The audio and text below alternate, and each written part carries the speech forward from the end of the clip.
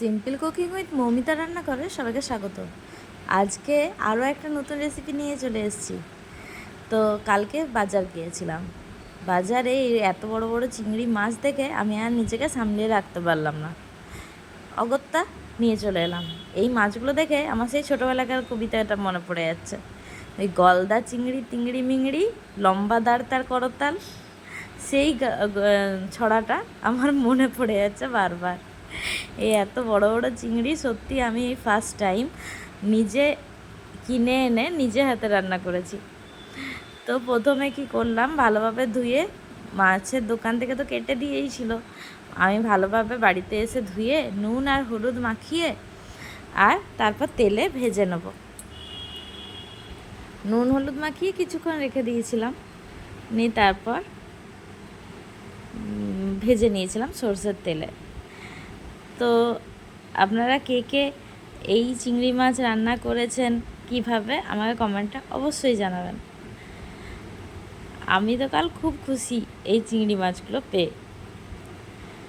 কড়াইয়ে সরষের তেল ঢেলে দিলাম আর মাছগুলো ভেজে নিচ্ছি। এই মাছগুলো দেখুন বেশি ভাজা চলে না, আবার চিংড়ি মাছ তো অল্প একটু তেলে দিলেই কিন্তু এটা গুটিয়ে আসে। তো হোটেলে বা রেস্টুরেন্টে তো এই মাছ খেয়েছি, বিয়ে বাড়িতেও হয়তো খেয়েছি, কিন্তু নিজে বাড়িতে বানিয়ে ফার্স্ট টাইম খাচ্ছি। একটা মাছ ভাজা হয়ে গেল, দুটো মাছ, আরও দুটো মাছ কড়াইয়ে দিয়ে দিলাম, এই দুটো ভাজা হয়ে গেছে। আর আমার চ্যানেলের রেসিপিগুলি যদি ভালো লেগে থাকে তো অবশ্যই লাইক কমেন্ট শেয়ার আর সাবস্ক্রাইব করে দেবেন। এরপর কি করলাম, একটা গোটা পেঁয়াজকে কুচি কুচি করে কেটে রেখেছিলাম আর তারপর সেটা ভেজে নিচ্ছি। মানে বেরেস্তা বলতে পারেন, কিন্তু এটা ঠিক বেরেস্তা হয়নি। এই কালো কালো যখন হয়ে এসেছিল পেঁয়াজ ভাজাটা, তখন নামিয়ে নিয়েছিলাম। এরপর দুটো পেঁয়াজকে আমি পেস্ট বানিয়ে নিয়েছিলাম, সেটাও দিয়ে দিলাম।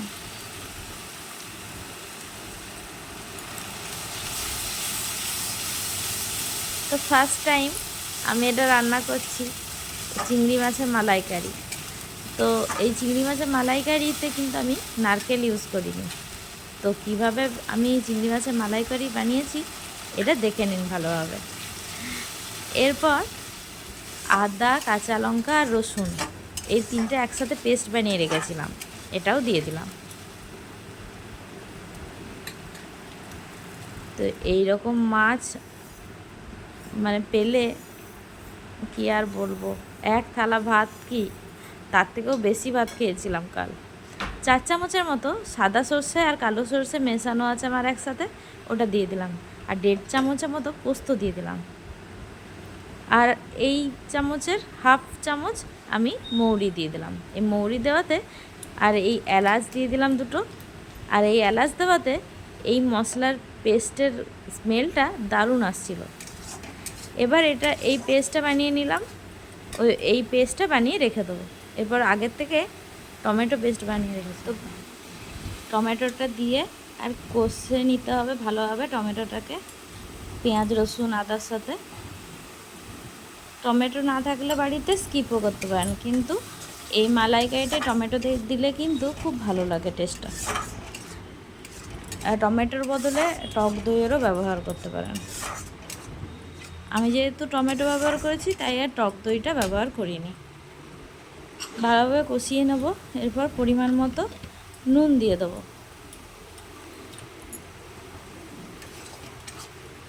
নুন দেওয়ার পর আবার ভালোভাবে মিশিয়ে নেব। এবার গরম মশলা দিয়ে দিচ্ছি, শেষে আবার দেবো, এখন একটুখানি দিচ্ছি টেস্টের জন্য। আবার একটু ভালোভাবে মিশিয়ে নেব গরম মশলাটাকে। এরপর যে পেস্টটা বানিয়ে রেখেছিলাম সেই পেস্টটা দিয়ে দেবো। সর্ষে, পোস্ত, মৌরি, এলাচ এইসব দিয়ে যে পেস্টটা বানিয়ে রেখেছিলাম সেই পেস্টটা দিয়ে দিলাম। এবার ওই বাটিরই একটু জল ধুয়ে দিয়ে দিলাম, যে পেস্টটা লেগেছিল সেটা দিয়ে দিলাম। সামান্য আর একটু জল দিয়ে দিলাম, ব্যাস এইটুকুই জল পড়বে এই চিংড়ি মাছের মালাইকারিটায়। এরপর ভালোভাবে মিশিয়ে নিয়ে ফুটিয়ে নিতে হবে। দেখুন কালারটা কত সুন্দর এসছে। এই সময় সাবধানে নাড়াচাড়া করবেন, কারণ এই সর্ষে পোস্তটা দেওয়ার পর কিন্তু খুব মশলাটা ফাটছিল। এরপর কাঁচা দুধ দিয়ে দেবো মালাইকারির জন্য। আমি এখানে কিন্তু কাঁচা দুধেরই ব্যবহার করেছি। 2 বাটির মতো কাঁচা দুধ দিয়ে দিচ্ছি। এবার আবার একটু ভালোভাবে মিশিয়ে নেব। কালারটা কত সুন্দর এসছে মালাইকারি, দেখতেই পাচ্ছেন। তো নারকেলের দুধ বাড়িতে না থাকলেও গরুর দুধ দিয়েও কিন্তু আমরা চিংড়ি মাছের মালাইকারি খুব সুন্দর বানিয়ে নিতে পারি।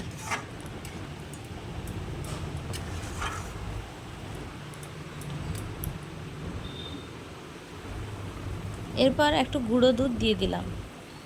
এই গুঁড়ো দুধটা দিলে কিন্তু মালাইকারির টেস্টটা আরও সুন্দর হয়। এই চিংড়ি মাছের মালাইকারিটায় কিন্তু গুঁড়ো দুধটা অবশ্যই ব্যবহার করবেন। এতে গ্রেভিটা আরও গাঢ় হয় এবং খুব সুন্দর একটা টেস্ট আসে। একদম মালাইকারির মতনই টেস্টটা আসে।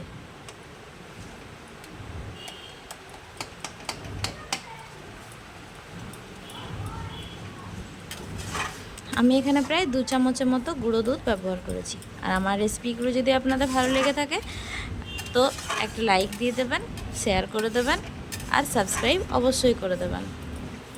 আর কমেন্টে জানিয়ে যাবেন রেসিপিটি আপনাদের কেমন লাগলো। আর এখনও অবধি আমার ভিডিওটা যারা দেখছেন তাদেরকে অসংখ্য ধন্যবাদ।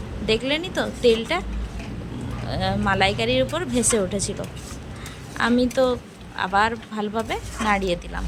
এই সময় ভালোভাবে না নাড়ালে নিচে লেগে যেতে পারে। এবার পরিমাণ মতো একটু হলুদ দিয়ে দিলাম। কেমন একটা ফ্যাকাসে ফ্যাকাসে লাগছিল আমার চোখে, তাই আমি একটু হলুদ দিলাম।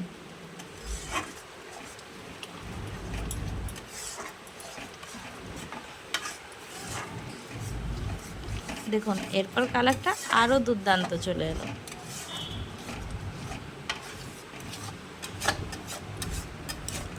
যাদের মালাইকারিতে হলুদ পছন্দ নয় তারা কিন্তু স্কিপও করতে পারেন। আমার হলুদটা একটু পছন্দ নিজের, তাই আমি দিলাম। এরপর মাছ ভাজাগুলো দিয়ে দিচ্ছি, আর মাছের ভাজার সাথে যে তেলটা ছিল সে তেলটাও দিয়ে দিলাম। এরপর ভালোভাবে নাড়িয়ে চাড়িয়ে মিশিয়ে নিতে হবে, যাতে চিংড়ি মাছের ভেতর এই গ্রেভিটা ভালোভাবে ঢুকে যায়। প্রায় 5 থেকে 10 মিনিট অল্প আঁচে নাড়িয়ে চাড়িয়ে মিশিয়ে নিলাম। এরপর উপর থেকে বেরেস্তাটা দিয়ে দিচ্ছি। আমি এখানে মালাইকারিতে একটু বেরেস্তা ব্যবহার করেছি।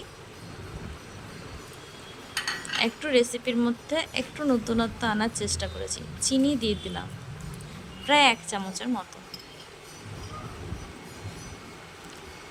গাওয়া ঘি দিয়ে দিলাম, বাড়িতে বানানো গাওয়া ঘি দিয়ে দিলাম 2 চামচের মতো।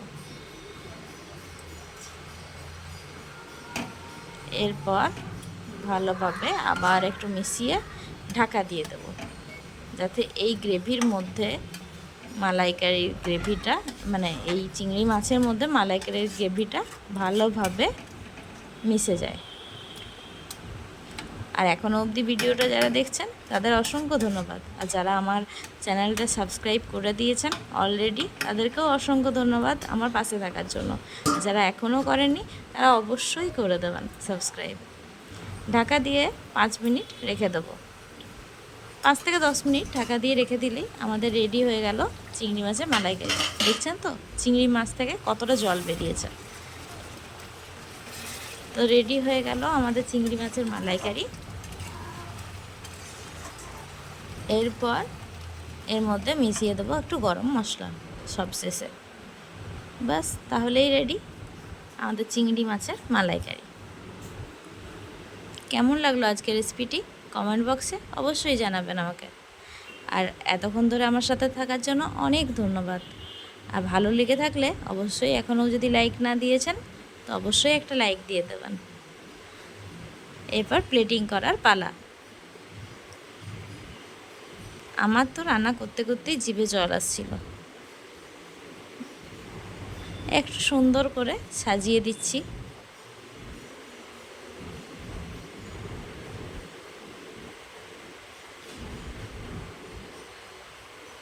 দেখুন, 2 বাটি দুধ দিলাম, প্লাস তার আগে অর্ধেকটা জল দিলাম, তাও কিন্তু পুরো জলটাই কিন্তু টেনে নিয়েছে। এরপর ভালোভাবে গ্রেভিটা সবটা দিয়ে দিলাম। আর সাজানোর জন্য আমি একটু বেরেস্তা রেখেছিলাম, ওই বেরেস্তাটা দিয়েই সাজিয়ে দিলাম। তাহলেই রেডি হয়ে গেল আমার আজকে চিংড়ি মাছের মালাইকারি। এবার উপর থেকে একটু বেরেস্তা দিয়ে সাজিয়ে দিলেই রেডি। কেমন হয়েছে আজকে স্পেশাল রেসিপি? ফার্স্ট টাইম আমি বানালাম এবং ইউটিউবে ছাড়লাম। কেমন হয়েছে অবশ্যই জানাবেন কিন্তু। এতক্ষণ ধরে ভিডিওটা আমার পাশে থাকার জন্য অনেক অনেক ধন্যবাদ।